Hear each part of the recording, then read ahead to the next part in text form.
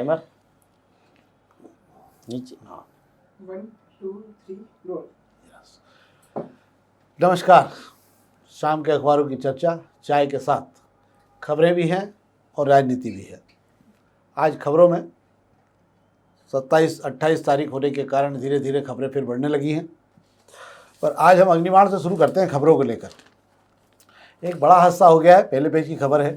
जैन महोत्सव था कहाँ, अपने उत्तर प्रदेश के बागपत में, और लाडू निर्माण योग को लेकर जो है वो मंच टूट गया और 8 से ज़्यादा लोग इसमें मारे गए हैं। मंच टूटने से हादसे में 8 से ज़्यादा लोगों की मौत हो गई हैगी।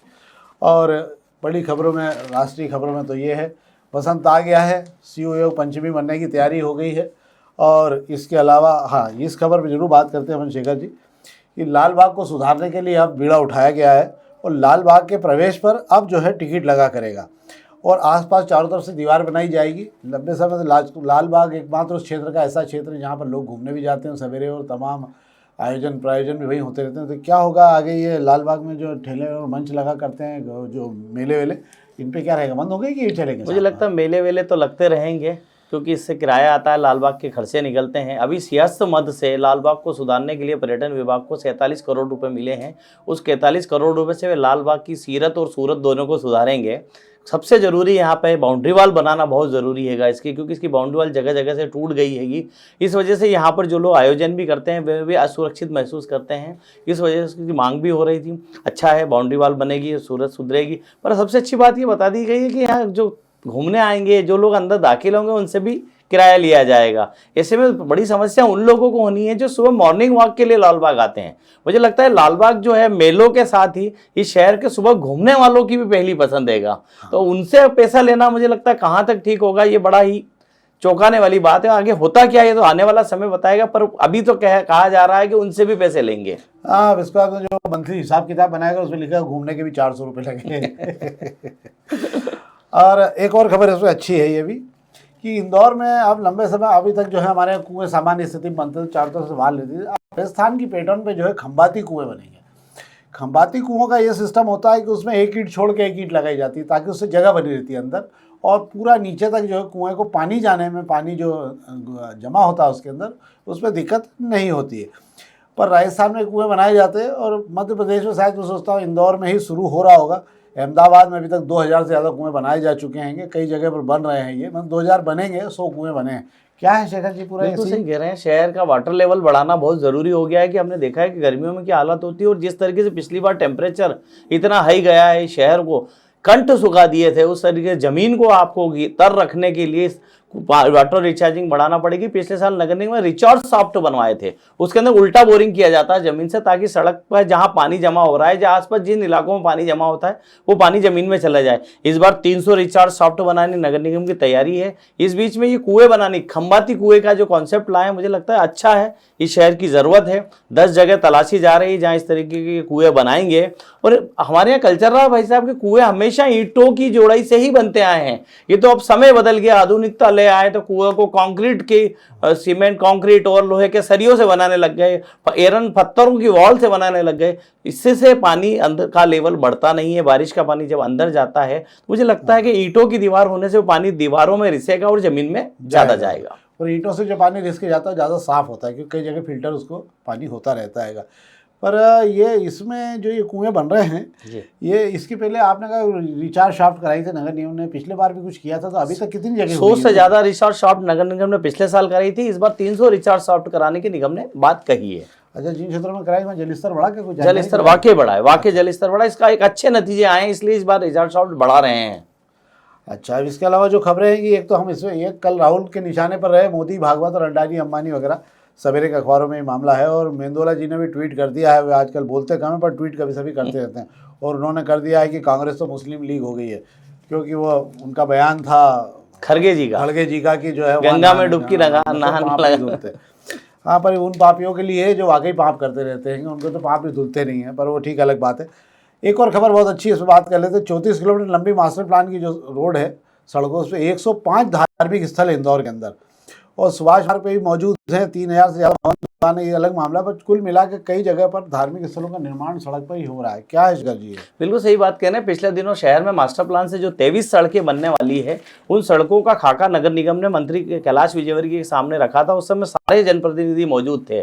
उन सड़कों में 34 किलोमीटर की टोटल ये सड़कें बननी है और उसके अंदर एक लिस्टिंग बना के दी गई थी किस रोड पर कितने मकान बाधक बन रहे हैं, उसमें कितने धर्म स्थल आ रहे हैं। उस पर अग्निमांड ने एक खबर दी है कि टोटल जो है 105 धर्म स्थलों को हटाना पड़ेगा इन सड़कों को अगर बनाना है। तो मेरा ऐसा मानना है कि जब तक इन धर्म स्थलों का फैसला ना कर लें और इसके लिए कोई जगह ना देख लें, मुझे लगता है सड़क का काम शुरू ही नहीं करना चाहिए। क्योंकि पहले जो सड़कें बनी हैं वे अधूरी सिर्फ इसीलिए रह गई है कि धर्म स्थलों का फैसला नहीं हो पाया है। उसमें हम एमजी रोड को ही देख लें, जो बड़े गणपति से लेकर राजवाड़ा तक की सड़क है, उस बीच में कई जगह अधूरी पड़ी हुई है। आपको एक और बात ऐसे बताता हूँ, जो इसका एक्ट बना हुआ है कि आप किसी भी सरकारी जमीन पर धर्मस्थल नहीं बना सकते।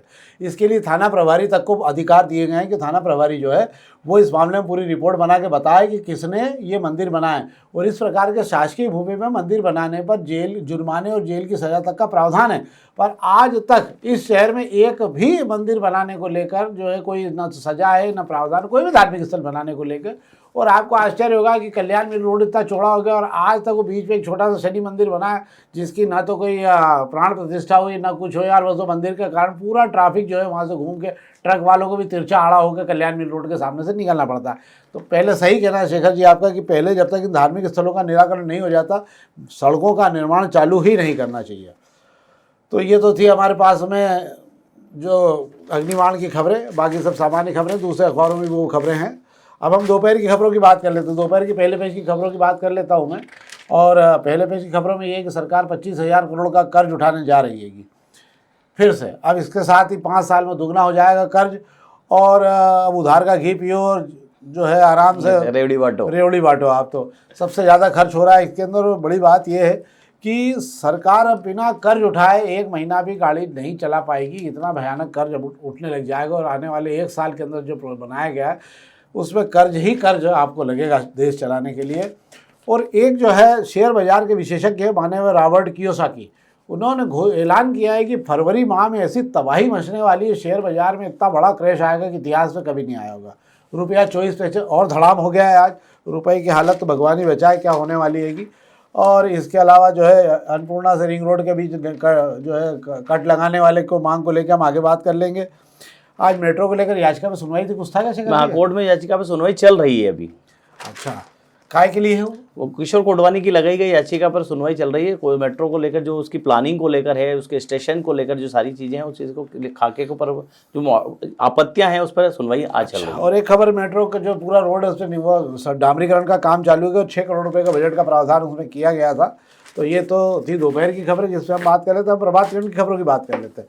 प्रभात किरण की खबरों में जो महत्वपूर्ण खबरें हैं उस पर हम बात कर लेते हैं। कुंभ में हाय हाय मची हुई है बहुत भयानक रूप से। वहाँ पे लोग तेज़ी से पहुँच रहे हैं और पैर रखने की जगह बची नहीं है।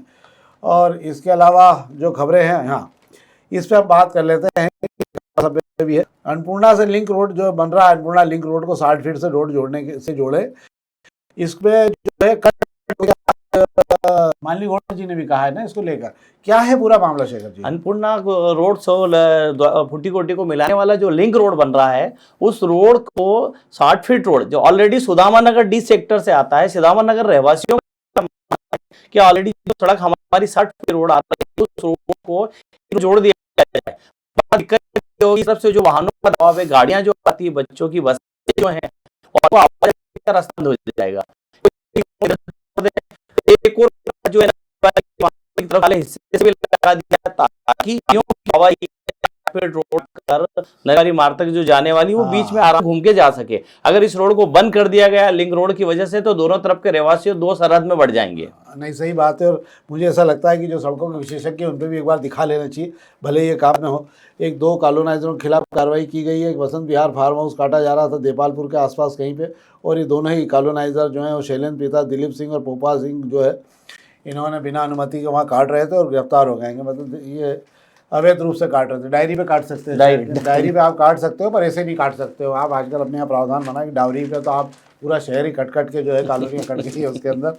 और एक और खबर पर हम बात कर लें प्रभात किरण में कि मौसम में फिर अंगड़ाई लेने की उम्मीद दिख रही है। 3 और 4 फरवरी को इंदौर में बारिश का आकलन किया जा रहा है।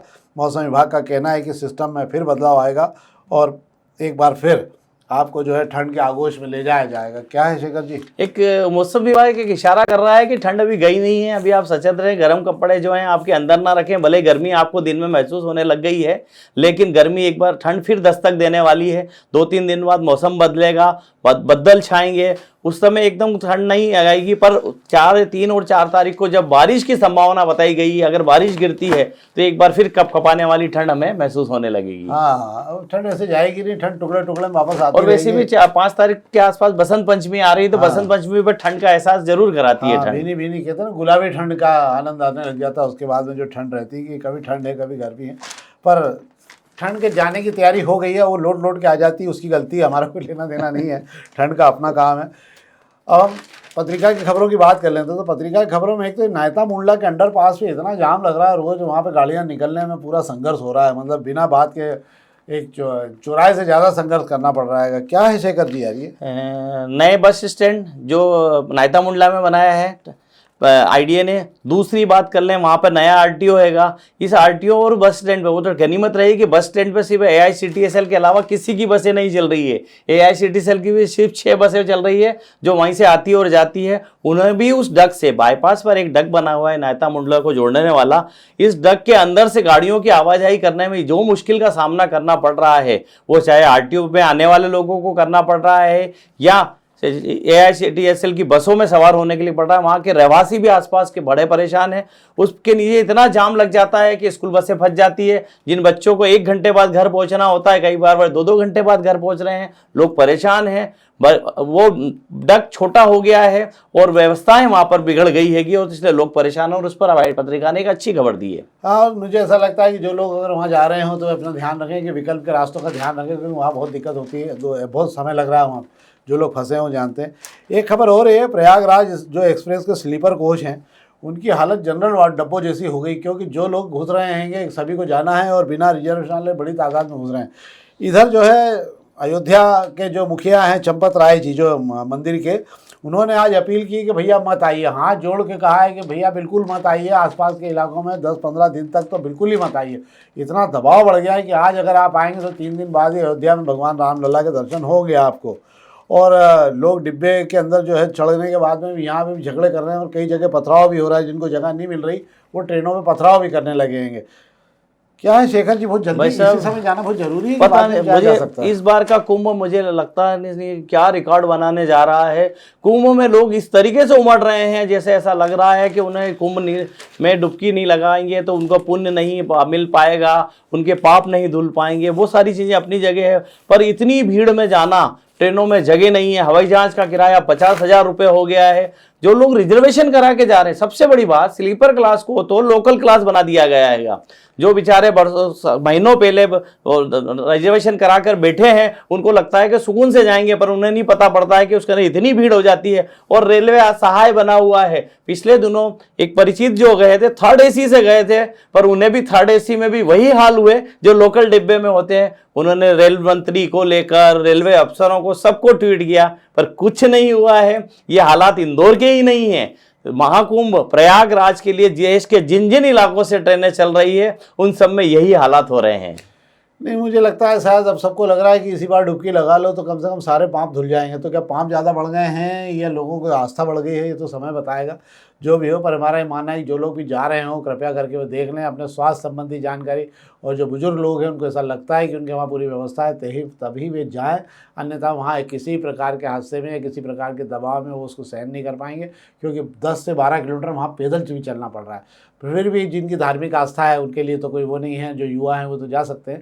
पर हमारा आग्रह है कि अपने स्वास्थ्य को देखते हुए, शरीर को देखते हुए ही कृपया करके आगे वहाँ जाने की तैयारी करें, क्योंकि वहाँ के लोग भी अब अपील कर रहे हैं कि इतने ज़्यादा लोग पहुँच चुके हैं कि इनका स्नान होना और इनका पानी के आचमन और सब चीज़ें दिक्कतें होने लग जाएगी। तो हम तो चाहते हैं कृपा करके आप ध्यान रखें। तो ये तो थी हमारी अखबारी खबर। अब हम बहुत संक्षेप पर राजनीतिक चर्चा कर लेते हैं, क्योंकि आज राजनीतिक मामला ठंडा दोनों ही तरफ लोग थक गए हैं, इधर के लोग भी थक गए, उधर के लोग भी थक गए हैं। तो आज थकेले लोगों के बारे में हम बात कर लेते हैं। क्या है? बिल्कुल आप सही कह रहे हैं। कांग्रेस का मजमा कल पूरा हो गया है, भाजपा का भी कार्यक्रम हो गया है, और मुझे भाजपा के ज़्यादातर जो नेता हैं वे कुंभ में नहाने चले गए हैं। कांग्रेस के जो थोड़े बहुत यहाँ के जो नेता हैं वे आराम की मुद्रा में हैं। और बात करें भाजपा की, छोटी भाजपा की अगर हम बात कर लें तो खरगे जी कुछ भी बोले या राहुल गांधी कुछ बोले, कांग्रेस कुछ भी बोले, ये मैदान में उतरते हैं। खरगे जी में गंगा में डुबकी लगाने से पाप नहीं धुलते वाला बयान दिया, जिस पर आज युवा मोर्चा सड़कों पर आ गया। खरगे जी का रिगल पे पुतला भी जलाया है, पर वो चुटकी भर लोगों ने यूएससी जैसा चुल्लू भर जो लोग थे युवा मोर्चा के, जो हर कार्यक्रम में भाजपा की फजीयत कराते हैं, वही जमा हुए। और उनसे ज्यादा तो मीडिया के लोग वहां खड़े थे, जिन्होंने देखा कि ये चंद लोग जो हैं खरगे जी का पुतला जलाने आए। और भाई साहब उसमें बड़ी दिलचस्प चीज मुझे देखने को मिली कि खरगे जी, शायद उनको युवा मोर्चा के कार्यकर्ता जानते भी नहीं कि खरगे जी कितने हलते कट्टे इंसान हैं। वो उनका मरियड सा पुतला लेकर आ गए और उसके अंदर आग लगा दी। तो देख के लग रहा था कि खरगे जी का पुतला तो उनके जैसा बना के लेकर आते हैं। नहीं, उनको मालूम है जितना बजट रहता है उसी हिसाब से काम होता है पार्टी के अंदर। पर यहाँ दो चीजें हो रही, एक भाजपा में जो कार्यकर्ता तीरथ पे नहाने चले गए हैं स्नान करने के लिए, वो उम्मीद से हैं, उनको लग रहा है कि कुछ उम्मीद हो सकी हमारे पास में कि शायद कुछ मिल जाएगा, उस उम्मीद से डुबकी लगाने गए हैं। कांग्रेस के पास उम्मीद खत्म हो चुकी है, तो वो इस मामले में थक चुके हैं। तो वो थकेले लोग मिलकर आज पूरी तरह से आराम कर रहे हैं कि आगे क्या करना। कभी 3-4 साल तक तो इस बार लड़ाई की कुछ है नहीं उनके पास में। पर दोनों ही लोग, अब मेरे को लगता है कि 5-15 दिन बाद फिर मैदान पकड़ेंगे। तो ये तो थी हमारी राजनीतिक खबरें।